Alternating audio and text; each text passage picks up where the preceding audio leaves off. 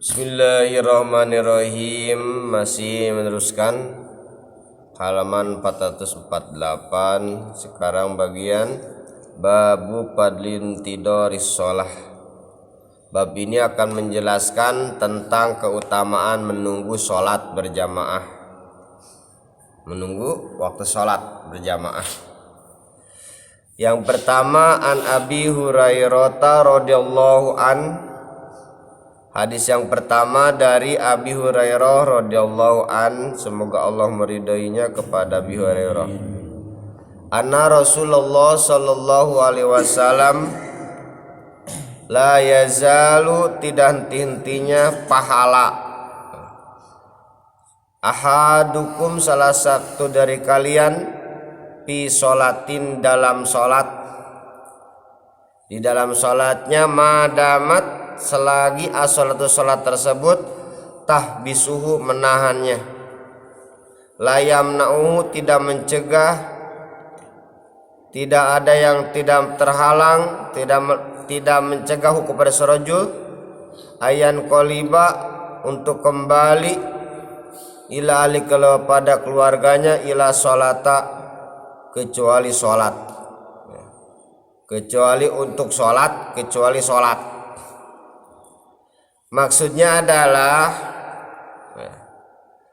tidak henti-hentinya pahala seseorang, ya, di ketika seorang tersebut, ya, menunggu untuk melaksanakan sholat berjamaah, ya. Jadi pahala sholatnya itu ada terus, ya, kalau kita menunggu untuk sholat berjamaah, ya. Misalnya kita sudah sholat berjamaah maghrib, nungguin sholat isya, menunggu sholat isya. Nah, di ketika nunggu tersebut itu tetap pahala sholatnya ada gitu. La yazalu, tidak henti-hentinya pahala, ya. Itu kelebihannya, ya. Atau bapak-bapak menunggu sholat duhur berjamaah jam 11 atau jam 12 kurang 10 kurang 20 sudah menunggu berjamaah. Nah, itu menunggunya itu pahala, terus-terusan pahala, ya. Itu maksud dari sini, ya. Kurang lebihnya seperti itu, ya. Jadi pulangnya juga kecuali sholat gitu, ya. Keadaan sholat terus gitu, ya. Muttafaqun alaih, hadisnya muttafaqun alaih. Beda kan kalau nungguin sesuatu biasa ngeselin kan, ya enggak? Menunggu temen belum datang lah, belum ada lah gitu kan, kapan ya, ngeselin kan gitu kan, menunggu sesuatu yang ngeselin. Tapi kalau menunggu untuk sholat tidak ada ngeselin karena pahalanya besar sekali. Wa anhu, dan masih dari Abi Hurairah, anna Rasulullah SAW, sesungguhnya Nabi Muhammad SAW qala, al-qala Nabi salam, al malaikatu, para malaikat, tusolli, mendoakan malaikat, ala ahadikum, kepada salah satu dari kalian, madama fi musolahu, ya, selagi orang tersebut ada di tempat sholatnya, di dalam masjid berarti, ya. Ala di sholat, yang sholat itu si ahad tersebut, ya, fihi, di itu,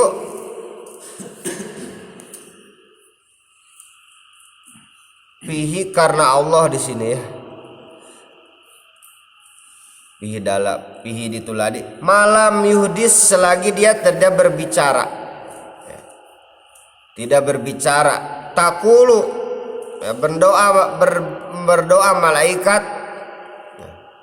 Allahumma gfir lahu, Allahumma arhamhu, rawahu Bukhari. Allahumma gfir, ya Allah ampunilah, lahu, bagi si orang tersebut, Allahumma ya Allah, irhamhu, kasih sayangilah. Hadis ini lewatkan Imam Bukhari. Maksudnya begini, ya. Sesungguhnya malaikat tusolli, ya, mendoakan itu para malaikat kepada salah seorang, ya, yang ada di dalam masjid, ya. Itu ini malaikat mendoakan terus ya. Disolapi, yang mana si orang tersebut sholat di tempat sholat tersebut, pasti di dalam masjid ya, gitu kan. Terus malaikat mendoakan ya, doanya bagus lagi ya. Allahumma ya Allah, ighfir, ampunilah dosanya orang tersebut, warham, dan kasih sayangilah orang tersebut. Terus tidak henti-hentinya para malaikat berdoa seperti itu. Bukan satu malaikat berarti banyak, para malaikat mendoakan ya. Jadi ternyata kita duduk menunggu, kalau kita ingin dosa kita volumenya dikecilin, perbanyak aja datang ke masjid gitu ya, atau perbanyak juga nungguin sholat berjamaah di masjid ya, nungguin sholat setelah sholat. Nah, itu bagus sekali kan. Kenapa malaikat mendoakan ampunan dan kasih sayang, tidak mendoakan yang lain, misalnya Allah berilah kekayaan orang tersebut gitu ya, berilah istri yang baik, nggak ada doa itu kan. Tapi malaikat mintanya mengampuni dosanya dan menyayangi ya. Kenapa demikian? Menurut para ulama bahwa malaikat ke dunia itu selalu melihat ya, melihat ke tingkah laku si hamba manusia tersebut berbuat dosa ya, gitu kan. Ada rasa kasihan gitu ya, menak diri mungkin ya kan. Maka sehingga dia mendoakan seperti itu gitu ya.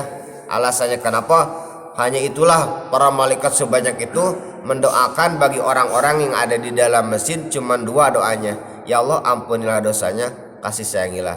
Karena kebanyakan yang dilihat para malaikat, manusia itu dilihat siang atau malam kebanyakan bermaksiat ya. Baik bermaksiat secara dohir atau maksiat hati ya. Maksiat hati diantaranya hasud, dengki, dendam, kemudian iri ya, kemudian lupa sama Allah ya.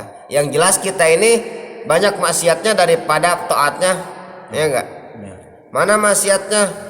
Kalau menurut tasawuf kan, ilmu tasawuf, lupa sama Allah juga maksiat ya kan, ya kan, dosa. Sedangkan kita ini banyak lupanya daripada ingatnya gitu ya. Ketika kita banyak hutang ditagih orang ke masjid, dah baru ingat gitu kan. Ingat kepada Allah Subhanahu Wa Taala ya. Syukurlah, jadilah minimal sehari 5 kali ingat sama Allah Subhanahu Wa Taala kan, daripada tidak sekalipun ya. Gitu. Itulah. Kemudian selayaknya malaikat juga, karena ada firman Allah Subhanahu Wa Taala ya, wal malaikatu yusabbihuna bihamdi rabbihim ya, wa yastaghfiruna lima fil ard, dalam surah Asy-Syu'ara ya, ayat 5 ya. Dan para malaikat itu yusabbihuna, membaca tasbih, bihamdi rabbihim, dengan memuji kepada Tuhannya. Wa yastaghfiruna, dan dia meminta ampun, dan minta ampun para malaikat liman fil ardi, bagi orang yang ada di dalam bumi ini ya, di muka bumi ini. Berarti ini layak ya, pas hadis ini gitu ya. Jadi pokoknya kalau kita pengen selalu didoakan oleh malaikat, sering-sering ke masjid ya, istiqomah menunggu sholat berjamaah ke masjid ya. Minimal 10 menit lagi, 5 menit lagi paling tidak ya. Nah, kalau nggak ada halangan ya, itu pahalanya banyak sekali ya. Iya kan? Lanjut yang ketiga, wa an Anas radhiyallahu an, dan hadis ini dari Anas radhiyallahu an, semoga Allah meridhoinya kepada Anas. Amin. Anna Rasulullah sallallahu alaihi wasallam akhara ya, mengakhirkan Nabi lailata salatal isya'i, pada malam salat isya, ila satril laili, sampai kepada pertengahan malam. Summa akbala, kemudian menghadap kepada orang banyak Nabi tersebut, biwajihi, dengan mukanya Nabi, ba'dama, setelah sesuatu bekas sholat, yang sholat ya, setelah pada masalah, setelah sholat itu Nabi. Pakola, maka Nabi, sholanasu, sudah sholat orang-orang, warokodu, dan telah tidur orang-orang. lam yazalu tidak tintinya pahala fi sholatin di dalam sholat, di dalam nunggu sholat, di dalam sholat mundun tador tumuha, ya, selagi dia menunggu orang si manusia tersebut kepada sholat. Rawahu Bukhari, ya, riwayatkan Imam Bukhari. Ini perkataan Nabi, ya. Manusia itu sudah sholat katanya. Kemudian Nabi di ketika mengakhirkan sholat isya, ya. Sebenarnya wa yundabu tahiru sholat isya'i, ya. Sunat diakhirkan sholat isya berjamaah, bukan sholat sendiri, ya. Coba dilihat, ya. Disunatkan mengakhirkan sholat berjamaah isya, ya, diakhirkan. Jadi nanti sudah berjamaah isya sholat tahajud gitu kan, berjamaah tapi ya, sunat gitu kan. Maka di sini Nabi mengakhirkan sholat berjamaah isya, ya, sampai pertengahan malam. Kemudian menghadap Nabi tersebut dengan wajah Nabi setelah sholat, ya, maka bersabda dan salam, telah sholat para manusia, para umatku, ya, manusia, ya, dan telah tidur, ya. Sholatnya padahal sudah gitu kan, kemudian sudah tidur, ya, tapi pahala sholatnya tidak henti-henti, ya. Selagi ada niat ingin menunggu sholat berjamaah, ya. Misalnya bapak ada niat nih di rumah gitu, ya, pada duhur baru duhur tuh jam 12 pas, ya, jam 11 lewat 40 sudah bapak-bapak sudah mandi, sudah wudhu, ya, ada niat menunggu sholat berjamaah, ya, ke masjid nunggu. Nah, itu selama nunggu pahala sholatnya itu terus mengalir kepada orang tersebut. Ini diperkuat dengan hadis yang pertama tadi, ya. Hadis pertama muqattafaqun alaih, ini surah Bukhari, ini khusus Bukhari, ya, diriwayatkan gitu kan. Terus aja pahalanya, ya. Kita tunggu lagi sholat maghrib, ya, dalam hati menunggu terus, ya, gitu kan. Nah, jadi kesimpulannya dari ketiga hadis ini, bab intidor sholat, insya Allah ke pagi sok kita akan menjelaskan bab keutamaan sholat berjamaah. Ya, kalau hadis menunggu sholat cuma 3, ya. Pertama adalah kesimpulannya tidak tintinya pahala seseorang, ya, pahala sholat seseorang selagi orang tersebut menunggu berjamaah sholat, ya. Kemudian yang kedua, para malaikat mendoakan orang-orang, ya, yang ada dalam tempat sholat di dalam masjid, ya, selagi orang itu tidak berbicara.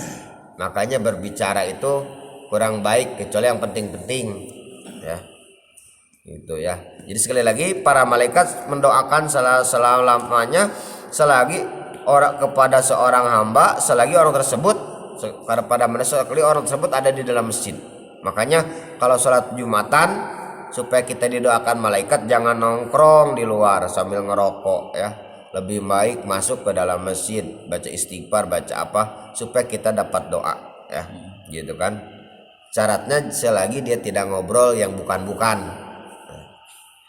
Lanjut, yang ketiganya adalah kesimpulannya adalah sholat isya. Nabi pernah mengakhirkan sholat isya berjamaah sampai pertengahan malam. Kemudian Nabi bersabda, manusia itu sudah sholat, sudah tidur, tetapi pahalanya tidak henti-hentinya, ya. Pahalanya tidak henti-hentinya selagi dia menunggu sholat berjamaah. Mungkin sekian saja, ya. Mudah-mudahan ada manfaatnya, ya. Kesalahan diri saya, kebenaran dari Allah Subhanahu wa taala.